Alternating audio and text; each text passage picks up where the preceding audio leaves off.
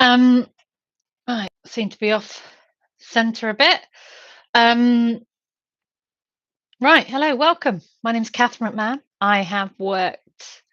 I've been working within digital marketing, startups, corporates, businesses of all kinds, working inside the organization to outside.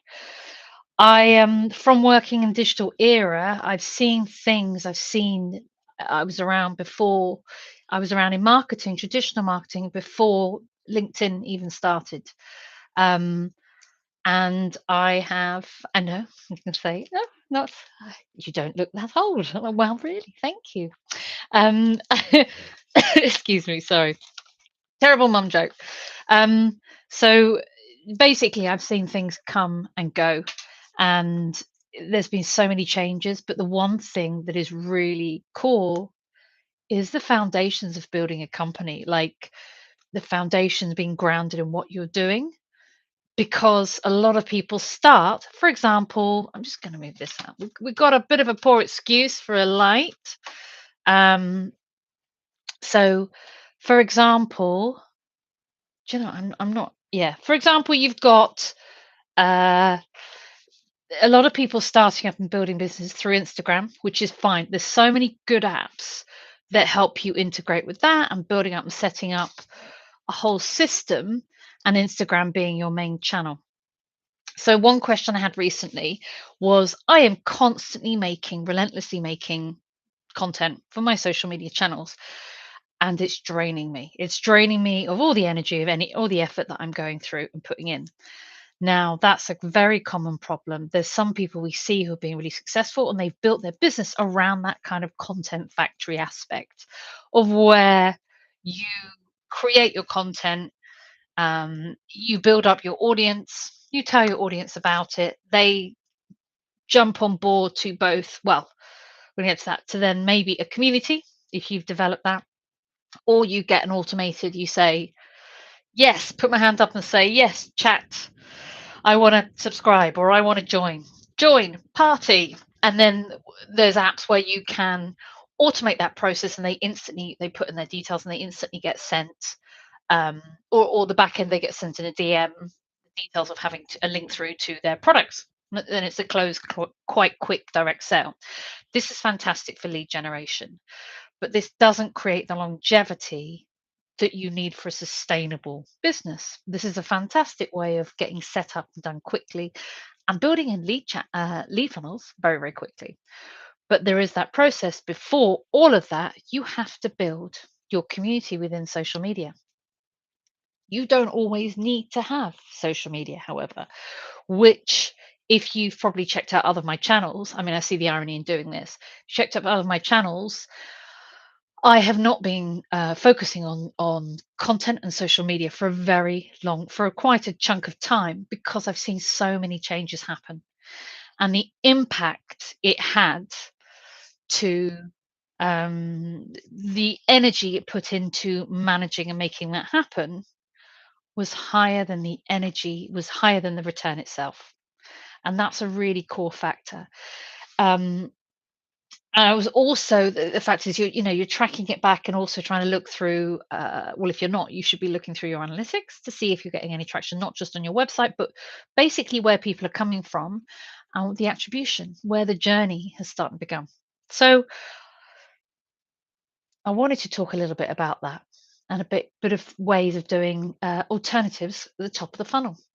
So a lot of people think now, just to give you a bit of background about myself. I'm Kathryn McMann.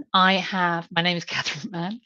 I have run Kathryn McMann Consultancy, which we were an agency with multiple high figure clients and juggling that with a lot of virtual teams. And I found myself working a lot more with people and losing the foresight of losing that cutting edge, knowing and understanding what was happening within the industry. So I chose to minimize that and stay on top of my game. And so I've previously run an agency, which was good fun, but exhausting, as many of you know. I also run training as well. So my other primary label now is Thinking. Let me show you some of that. So Thinking is something where we so offer titles. So this was all digital training. And I say this is digital training. These are trainings that you can then do and provide yourself. So it comes with a full pack and range of.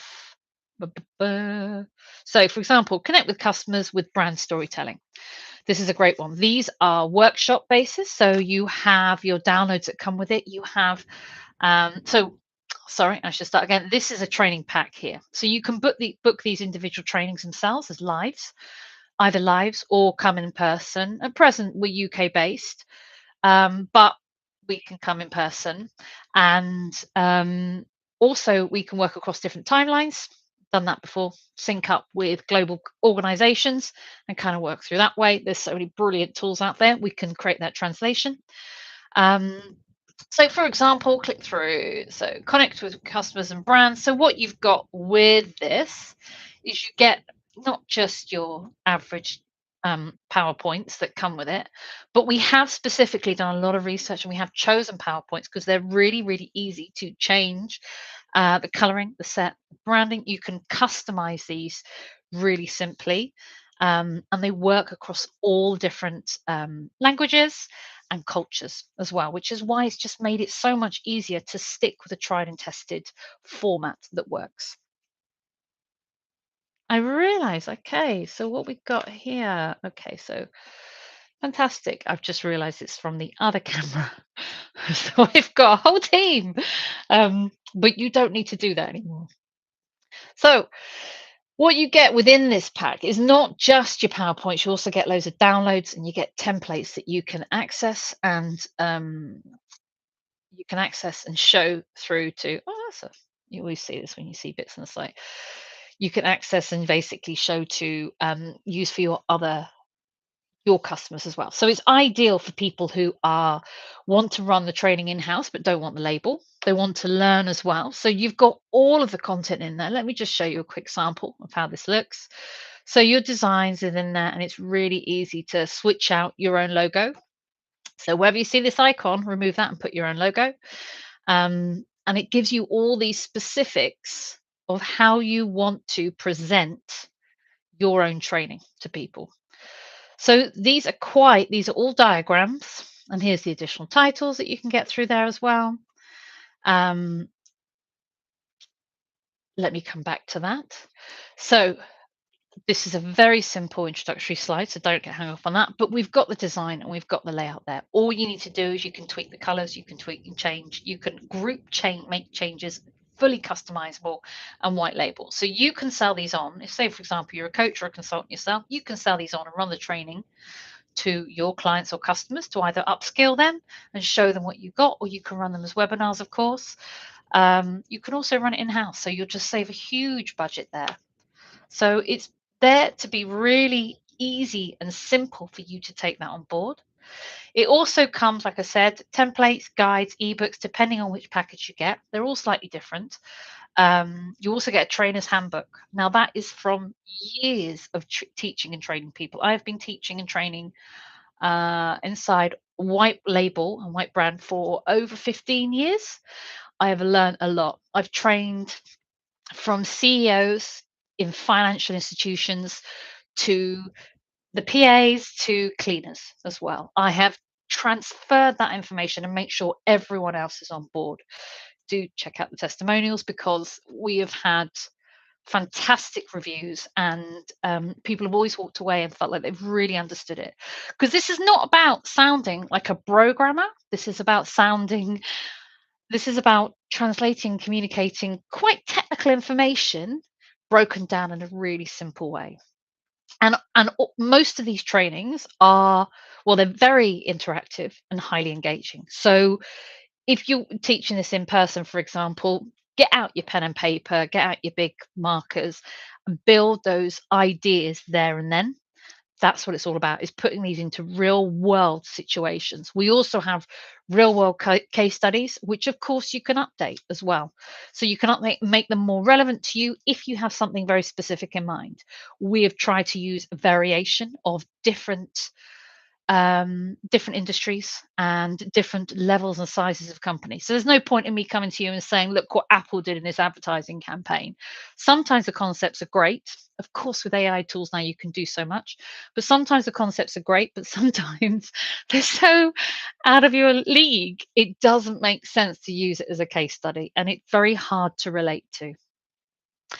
So you also get your feedback form in there. You get both a digital version and a print version. So if you wanted to print it out and hand it out and be like, don't leave until you finish this, feedback is crucial. You really should be getting people to feedback about your training, because if you don't, then you can't hone what you do.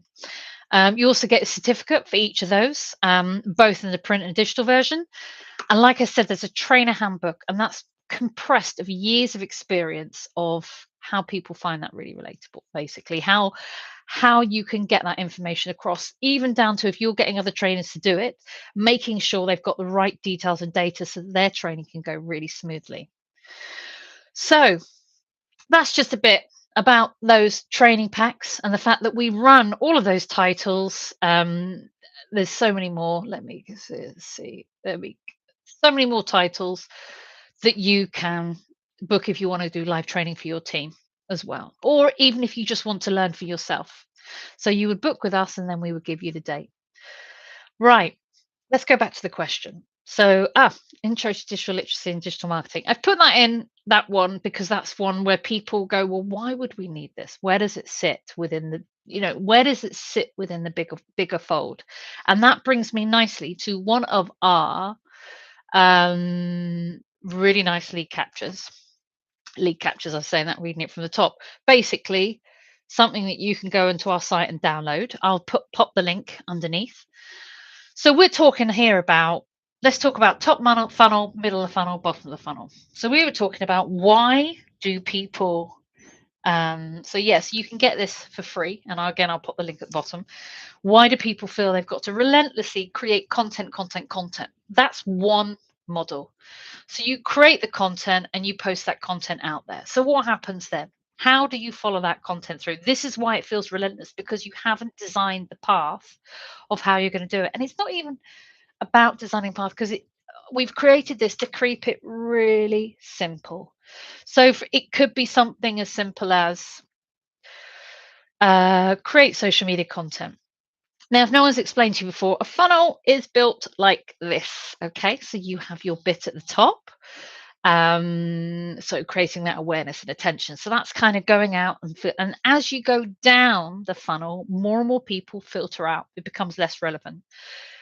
Funnels in marketing, well, marketing uses funnels an awful lot to describe the sales process, the transition from marketing to sales. So in a large organization, you'd have a whole marketing team and they would then transfer that information to sales. In digital, well, thinking about building your business in a digital context, for example, if you're a small business, you're not thinking in those separate departments. You're thinking, how do I get their attention, which is churning out and creating and undoing. So all that design work is up here. It's all at the top of it's all before it's even hit the funnel. So you're putting a lot of energy into that and you're not working on your cookery business or something. Or, you know, or if you want to, if you're just a really good plumber, you're like, I just want to get more people. You want to simplify that journey, but now there's so many different places that you can be and what to do. For example, plumbing is a great one as PPC, but you'll notice through AI and through, which is a term I talked about a couple of weeks ago, SGO, Search Generative Optimization, or SGE, Search Generative Engines, which are basically your search pages, have changed the way they look. They're digital libraries and they're providing you with the most relevant context in there. Now, with the most relevant context in there, what you've got, so when you put in, for example, plumber near me, it might change based on who you are. It will provide you, and it's based on an AI format. It's not just based on the keywords and the coding and data behind it. It offers so much more. So if you've previously been looking up videos of how to fix a plumbing issue, it might show you that first, for example. I'm not going to go into SGE, probably save that and do that as another one. If you'd like me to, please drop a comment in the bottom. Um, so what we're talking about here is the sales or the sales or marketing funnel. So we've got awareness and attention at the top there. So where you're putting loads of feeders out. So this is your social media. This might be your advertising. So this might be your banner advertising. It could be your digital advertising. I'm just trying to think. There's so many different things. There's lots of different ways of doing it, and AI has shortened that route to the creation, but you still need to know why you are doing it. And that's why you then build your step-by-step funnel. Okay, hang on a second. So looking at that, let's talk about so building that step-by-step funnel. If you're creating content, you're probably building it to create a community. You might have a singular Instagram, and then that's where your community build. You might have the traditional Facebook group community where you provide all that information for them. You might have a podcast that you launch every week. You might be running a live like I'm running right now. You might be creating those lead captures and then putting the advertising out and kind of pulling those lead captures in. What do you do after that step where you might have, say, for example, then you've built up in context of a lead capture, you build up your list, your email list, and then you send out and you build up your flows, and your flows go, yes, they're interested, no, they're not interested, yes, they're interested in this, and we'll go up here. So going back, I'm just going to show you this quickly because I don't want to hover on this too long. But going back to the sales funnel here, thinking about that, so where they've got the lead capture, for example, the lead capture will be the interest and consideration stage. Posting it out, these grey bits here are the bits that the actions that need to happen. Now, these actions that need to happen are important, because this is where the real work comes in. And where if anything's broken about that chain of touch points, by the way, is a term that's used where your audience will come in and touch upon your brand or your business. It's the consumer the personality of the brand. Let's call it that. Or the brand personality, I suppose, is the actual word. So at the top here, we've got the social media. We might be posting out that you've got a lead generation. Download our document. Or let's do another one, ones that I like particularly because I'm always learning. There's so much out there to always learn from. So a company that you respect and that you join, they might send you an email that says join our webinar. So you join the webinar, right? So they would send the email at this point, goes out to their whole crew. They've actually let's think they've already built up, they've built up the community on the email list. Then at this stage, they would split that email, who attends, who doesn't. If you don't attend, bang, you get an email saying, would you like to watch a recording? And then you would then probably say, well, after the trigger would be after they've watched the recording, send another email. But of course, if they don't watch the recording, it then you might send another reminder. And you need to decide how many reminders you send. I wouldn't send too many. It depends. People either become irritated or not. But again, you need to test, are people clicking onto your site? And also, one of the metrics might be, are they clicking on and then clicking off, which likely means they don't have time. So then you might go, well, actually, let's feed that data and information back into how long we're going to have our webinars or talks for in future. Because you'll often find if people don't turn up, they won't always watch it again later. It depends upon who your audience are. And this is why people always go back and say who your target audience. So if you have, so your webinar might be, so they might say, yes, they can attend, or if they don't attend and they're not watching it, if they're not watching it and they need a reminder, and if they've actually, another trigger would be if you see how many people, or another metric, I should say, which is the thing that you measure, would be how many people are dropping off. So how many people are choosing to unsubscribe. and of course, how many people are dropping off during the webinar itself. So that's a big one that will tell you, and then that will slim down your funnel. Intent and evaluation. Again, you've got people engaging with the webinar. Are they engaging in the comments? Are they actually not just showing up, engaging? Let me think of the word. Um, are they asking further questions? Have you shared a link in that webinar? That's something that needs to happen as well. So your negotiation purchase. Oh, sorry, your intent evaluation. Then you've got your negotiation or purchase. So where you've got a click link where they can either go to the next step where they choose to buy in at that stage, or they choose for a callback to discuss that further. That doesn't often happen on the webinars that I attend because they're talking about big projects. So let's use an example, Zapier or Zapier. Now, zaps are things that connect. They're like, think of them as the tangible way of putting this is think of them as a plug. So if you have a European plug or a UK plug, I'm based in the UK, or a US plug, you need an adapter. A zap is an adapter. It makes that work between. So if it wants to pull your data from, for example, Outlook into your project management or CRM tool, and then it also wants to set up where it then triggers multiple emails going out from that tool or a different tool, depending on how comprehensive you want it. So again, depends which tool you want. They are all different. Everything's different. You need to break. Okay, I'll go back to that. Depending on what you want to do, then at that stage, Zap will do that. So what Zap does is they show you how you can, for example, really pull in excellent data and how you can tweak that. So they'll have experts come on and talk about their experiences. It's kind of use cases, which is really helpful. They'll have lots of different webinars. So they're not selling you that use case, but at that point, you'll kind of go, oh, I see how that can benefit my business. I see how that can work for me. And of course, Zapier being Zapier, they really do speak to everyone. Their audience is far and wide, from really small organized companies and small organizations and individuals to large corporate companies.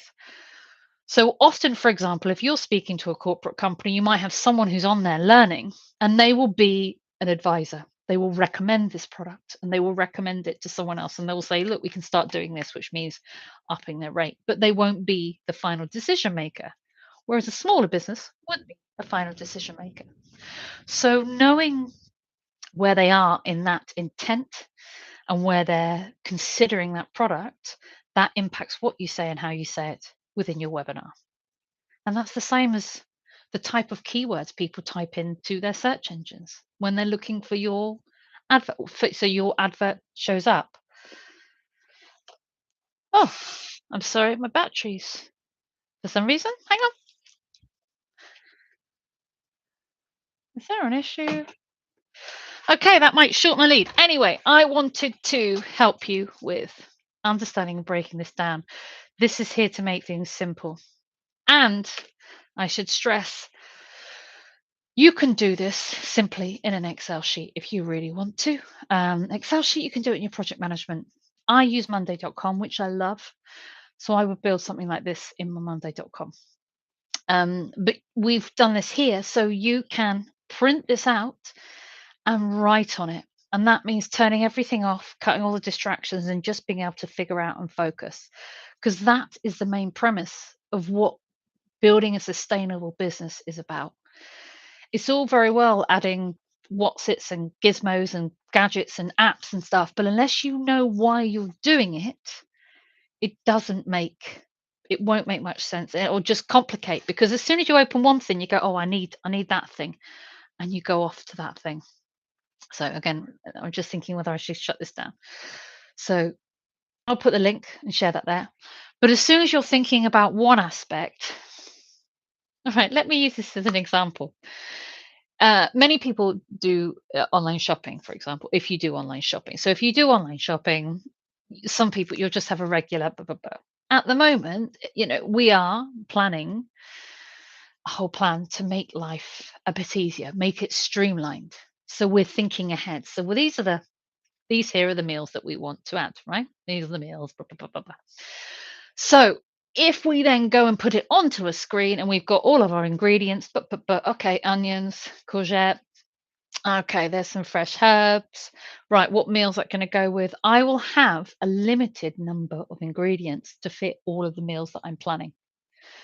That means I can add contingency time of going, well, I'm going to be back and forward from the supermarket multiple times to fill in those blanks.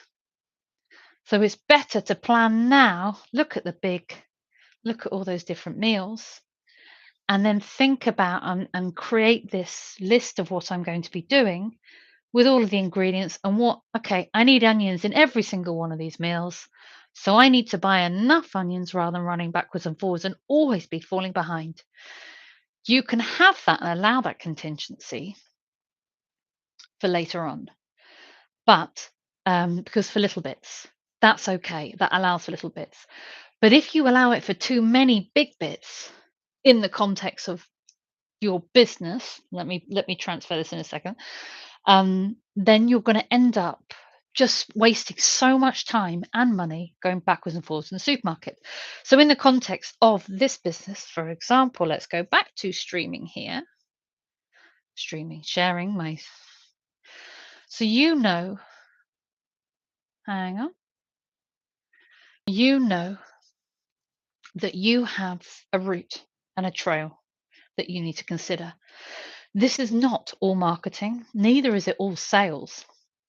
From previous experience with companies, I have found some of the biggest blocks has been the communication internally between, for example, wanting to upsell to your current client base. Fine, that should be simple, right? But actually being able to execute that when they get to this point. So they're like, yeah, I'm interested. So the media and marketing that's going out, all those different touch points. And then the bit where they're inside the organization and they're talking about, well, hang on a second, I didn't promise a walkthrough. I haven't got time for that. Or yeah, haven't they got the invoice details? Oh no, we're not putting it through that. We're putting it through this. Or we've got a new invoice system, but we just haven't connected it. So they think they've paid, but they've paid the old system. They haven't paid it. Like, you need to be speaking to your team. Another key fundamental, for example, which always blows my mind, it doesn't so much these days, but it used to, is social media and PR. These people need to be on the same page and talking. It is real time media.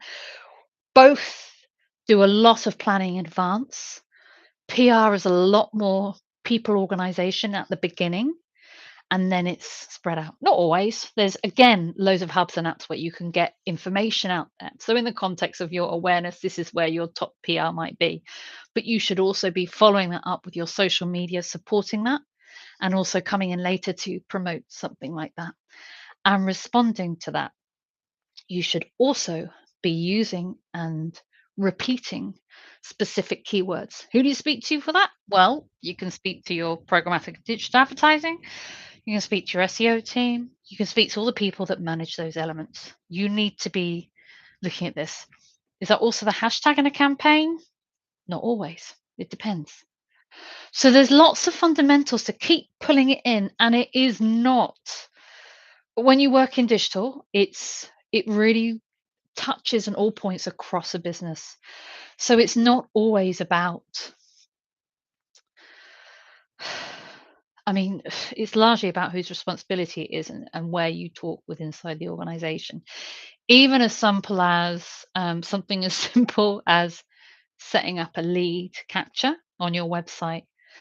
Sometimes you'll speak to your web team and they will go, yeah, we've just set up a page. It's really simple. And they'll spend ages doing something. And you're like, well, it doesn't, the whole chain of command is broken. And having to have that conversation backwards and forwards takes up time, a lot of time. So it needs good planning and organization at the beginning. Right. On that note, I'm going to finish. If you have any other specific direct questions, this was to move away from your relentless content creation and look at all the other possibilities, but start with a pen and paper and ideas of how you're going to marry them all up together and the teams that you need to be speaking to. Anyway, I'll see you again soon. Thanks for listening. Cheers.